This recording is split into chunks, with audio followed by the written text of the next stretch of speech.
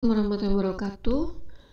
Pada mata kuliah pengantar manajemen sesi ketiga ini, saya akan menjelaskan tentang sedikit evolusi teori manajemen ya.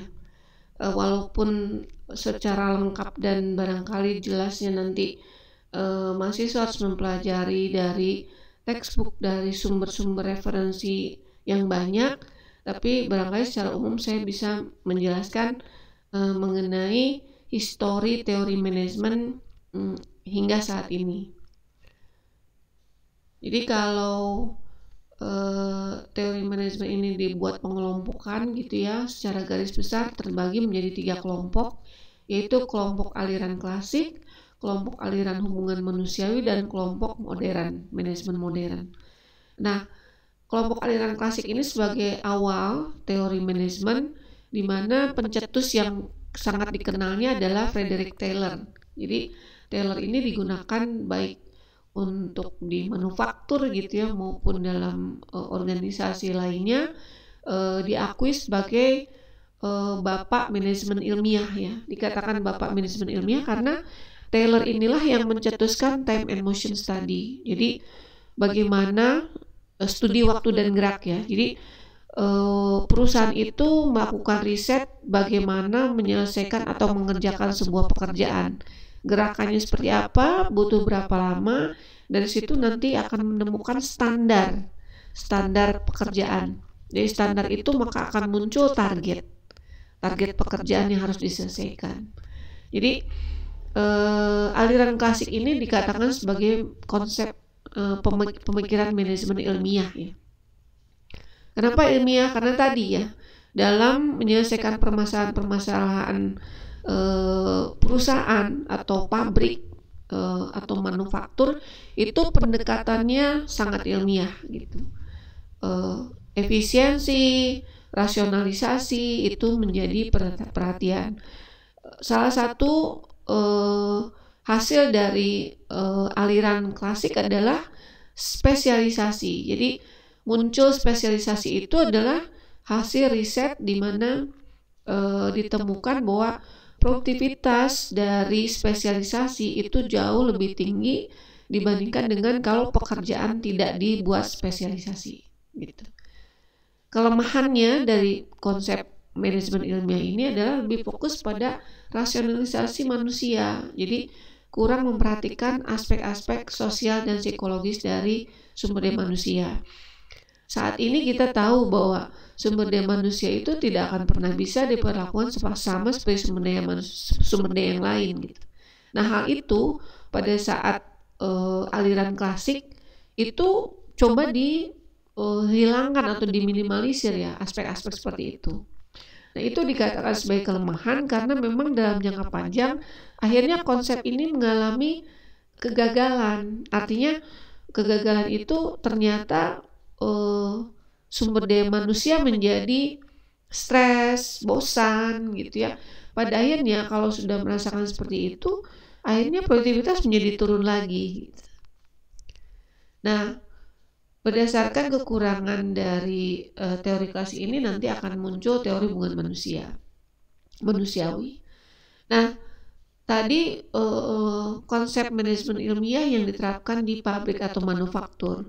Berikutnya adalah Henry Fayol. Dia menjelaskan mengenai prinsip-prinsip dan keterampilan manajemen yang efektif, di mana Fayol ini barangkali aplikasinya banyak digunakan bukan hanya di pabrik tapi di berbagai lingkungan organisasi gitu ya. Jadi salah satu ciri khasnya adalah ada pemisahan bidang-bidang utama dalam praktek organisasi. Lalu pembagian tugas dan lain-lain, organizing atau proses pengorganisasian sudah dikenakan oleh Henry Fayol dengan cukup baik gitu.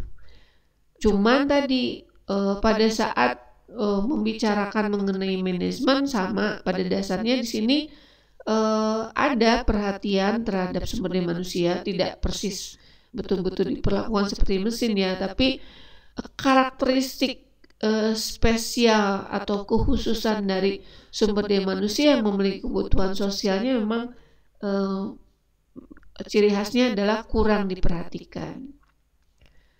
Nah, berikutnya adalah aliran neoklasik, atau kenapa disebut hubungan manusiawi, itu istilah yang mewakili agar menunjukkan perbedaan dengan teori sebelumnya. Karena sebelumnya pendekatan manajemen ilmiah gitu ya, sangat rasional. Nah, yang sekarang sangat manusiawi gitu. Nah, di sini teori manajemen yang dipraktekkan berubah gitu ya. Banyak perusahaan mulai memperhatikan pegawainya. Maksudnya memperhatikan aspek kebutuhan sosialnya, memperhatikan aspek psikologisnya gitu. Agar bukan hanya menghasilkan efisiensi produksi tapi juga keharmonisan kerja gitu ya. Jadi dampak dari pegawai yang stres, bosan, frustasi dengan pendekatan sebelumnya coba diminimalisir dengan pendekatan hubungan manusiawi. Kelebihan dari pendekatan hubungan manusiawi ini adalah keterampilan dalam manajemen sumber daya manusia atau manajemen personalia itu semakin ditingkatkan ya. Jadi manajer meningkatkan kemampuannya, keterampilannya dalam berinteraksi, membina human relation, misalnya memperhatikan aspek pribadi dari pegawai. Kelemahannya adalah peningkatan kondisi kerja dan peningkatan kepuasan kerja ternyata tidak selalu menghasilkan kenaikan produktivitas sedramatis yang diperkirakan. Jadi harapannya kan tadinya kalau kebutuhan sosial, kebutuhan psikologisnya dipenuhi, lingkungan kerjanya dibikin nyaman misalnya, produktivitas pegawai bakal naik tinggi. Ternyata tidak gitu ya. Ternyata ada banyak faktor yang mempengaruhi produktivitas, misalnya seperti teknologi, semangat kerja, efisiensi, dan lain-lain. Tidak sesederhana itu ya. Nah, ini pendekatan manajemen yang sekarang, yaitu pendekatan manajemen modern. Boleh dikatakan juga ini merupakan dasar dari perilaku organisasi gitu ya.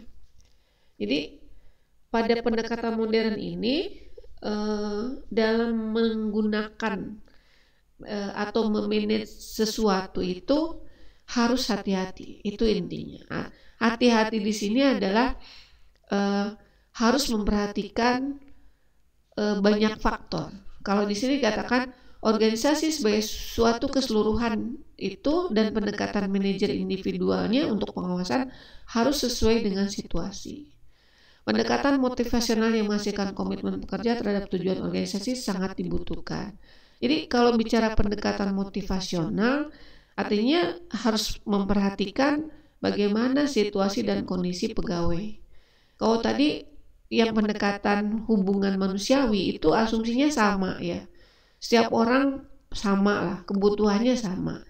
Tapi pada aliran manajemen modern ini justru melihat bahwa manusia itu ternyata memiliki karakteristik yang sangat beragam. Baik karakteristik secara motivasi atau kebutuhan, latar belakang keluarga, latar belakang pendidikan, pengalaman, jenis pekerjaan, dan banyak faktor lainnya. Nanti kita akan pelajari. Nah, jadi konsep manajemen modern ini prinsipnya adalah manajemen berdasarkan hasil. Ya, artinya dalam memanage gitu berorientasi atau orientasinya adalah pada hasil.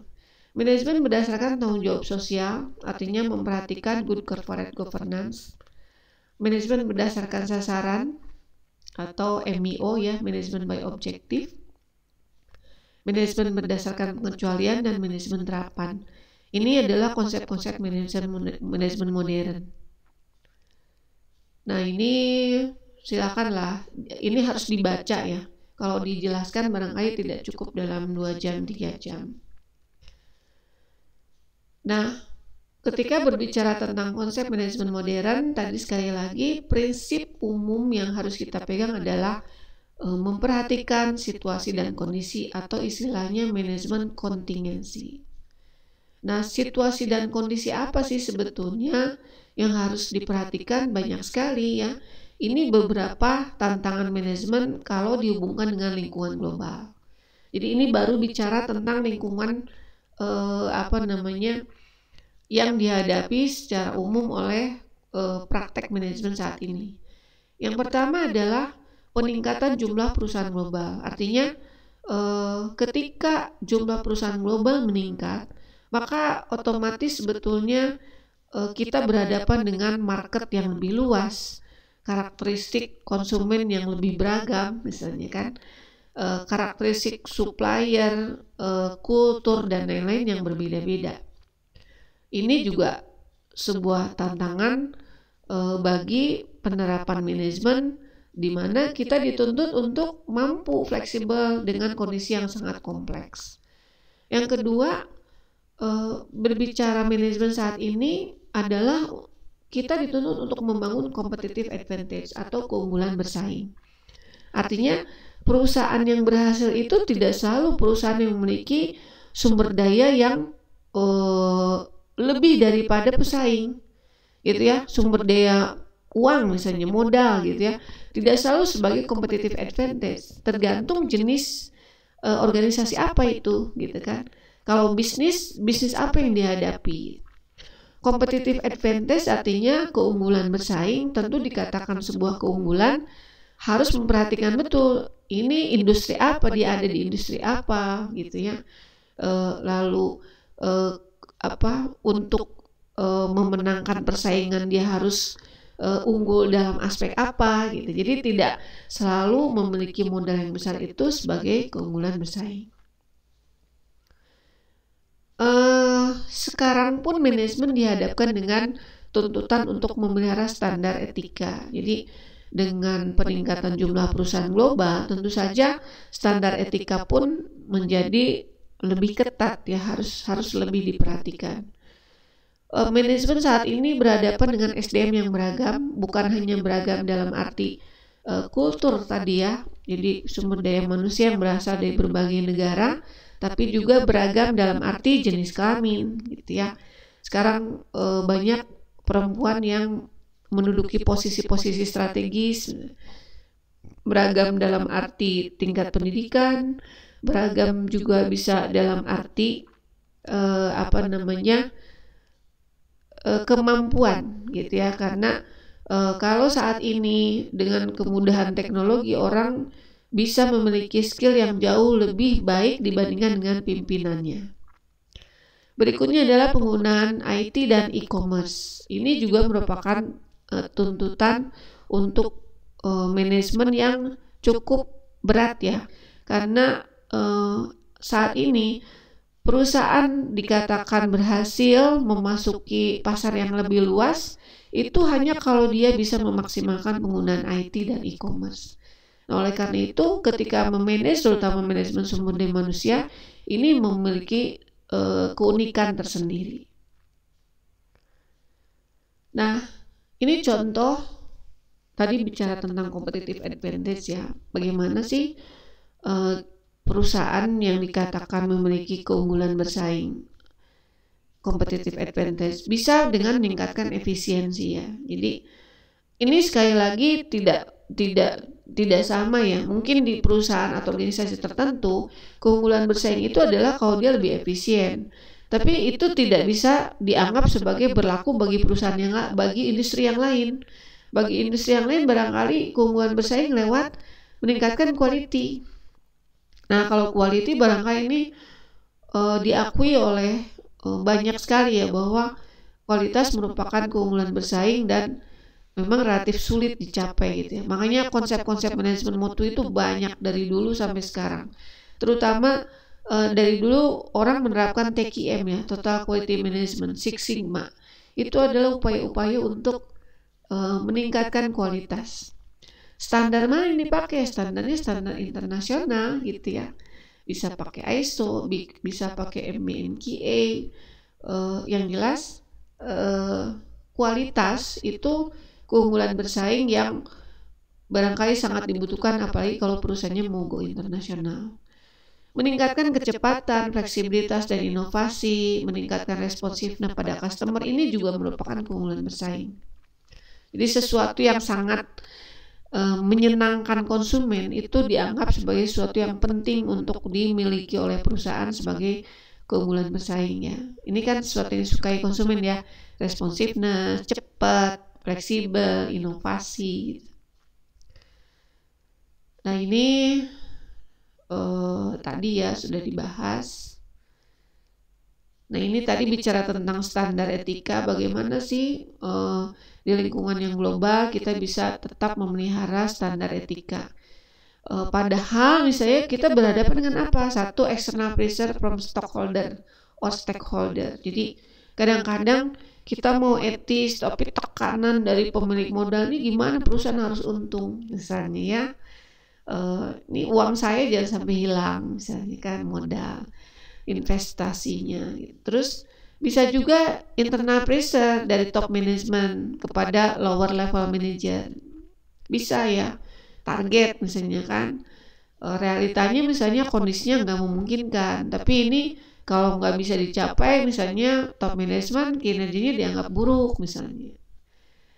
Bisa juga societal, cultural, environment demands on the organization. Jadi bisa saja kita mau etis, tapi ternyata secara sosial masyarakat menganggap malah kita itu tidak baik misalnya kalau tidak melakukan misalnya semacam nepotisme seperti itu ya. Itu juga merupakan tantangan dalam menerapkan standar etika.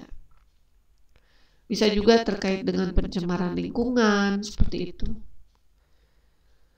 Nah, tentang SDM yang beragam tadi ya, bagaimana sih berhadapan dengan SDM yang beragam? Yang pertama, kita harus meningkatkan juga kompetensinya. Yang kedua, kita harus menerapkan praktek anti diskriminasi. Jadi berhadapan dengan SDM yang beragam, betul-betul harus memastikan sikap anti diskriminasi. Lalu coba kita membuat semacam skema atau rencana bagaimana agar SDM yang beragam ini dapat menghasilkan benefit gitu ya, menghasilkan benefit bukan hanya problem. Nah, ini tentang pemanfaatan IT dan e-commerce ya. Ada banyak benefit dari IT dan e-commerce.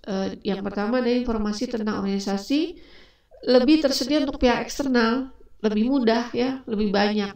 Sekarang apalagi kita dengan YouTube yang murah gitu ya, perusahaan tidak hanya mengandalkan televisi ya untuk beriklan. Berikutnya adalah empower pegawai pada semua level organisasi. Kita bisa memotivasi, mendorong, mengembangkan pegawai dengan lebih murah ya, lebih efisien dengan menggunakan teknologi informasi yang canggih. Membantu manajer menyelesaikan tugasnya lebih efektif dan efisien, meningkatkan awareness terhadap peluang bersaing, tentu saja ya, dan membuat organisasi lebih responsif terhadap customer. Ya, ini e-commerce ya. Dengan e-commerce itu organisasi lebih responsif terhadap permintaan atau perubahan harapan customer. Juga bisa meningkatkan awareness terhadap peluang bersaing. Demikian itu yang saya sampaikan untuk materi kali ini. Terima kasih. Assalamualaikum warahmatullahi wabarakatuh.